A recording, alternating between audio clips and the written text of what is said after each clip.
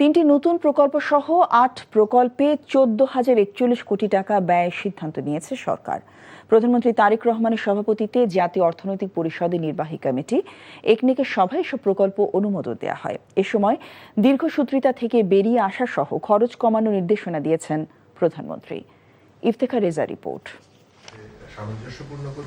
প্রধানমন্ত্রী তারেক রহমানের সভাপতিত্বে বর্তমান সরকারের ষষ্ঠ এবং চলতি অর্থ বছরের প্রথম জাতীয় অর্থনৈতিক পরিষদের নির্বাহী কমিটির এই সভা সামঞ্জস্যপূর্ণ করে তোলা।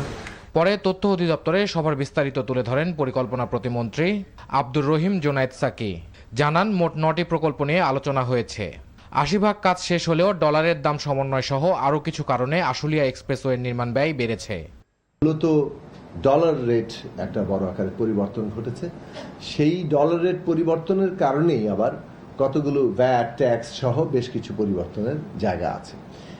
আর 5টা ক্ষেত্রে এখানে নতুন একটা অঙ্গ সংযোজন হয়েছে। তো সেই অঙ্গ সংযোজনের ফলে খরচের একটা বৃদ্ধি আছে।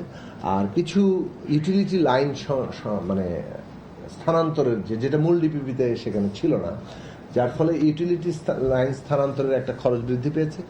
আর 5টি নতুন অঙ্গ সংযোজনের খরচ বৃদ্ধি পেয়েছে। প্রতিমন্ত্রী আরও জানান, প্রকল্প গ্রহণ ও বাস্তবায়নের চলমান ধারাকে সবসময়ই পর্যবেক্ষণ করছে সরকার।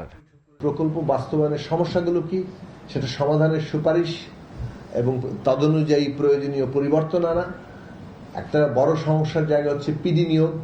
সেই পিডি নিয়োগের নীতিমালা তৈরি করা এবং পিডিদের যথাযথ প্রশিক্ষণ এবং সেই প্রশিক্ষণের জন্য প্রয়োজনীয় ইনস্টিটিউট, কোর্স মডিউল, এই কাজগুলো কিন্তু আমরা ইতিমধ্যে তৈরি করে প্রায় সম্পন্ন করে এনেছি। এটাও খুব শিগগিরই আমরা এটা করব এবং আমরা মনে করি যে 180 দিনের মধ্যেই এই কাজগুলো সম্পন্ন হবে। জোনায়েদ সাকি বলেন, খুলনার রূপসা নদীর পাড়ে সড়ক নির্মাণ প্রকল্পে দুর্নীতি ইস্যুতে মন্ত্রিপরিষদ সচিবের নেতৃত্বে তদন্ত কমিটি প্রতিবেদন জমা দিয়েছে বুধবার।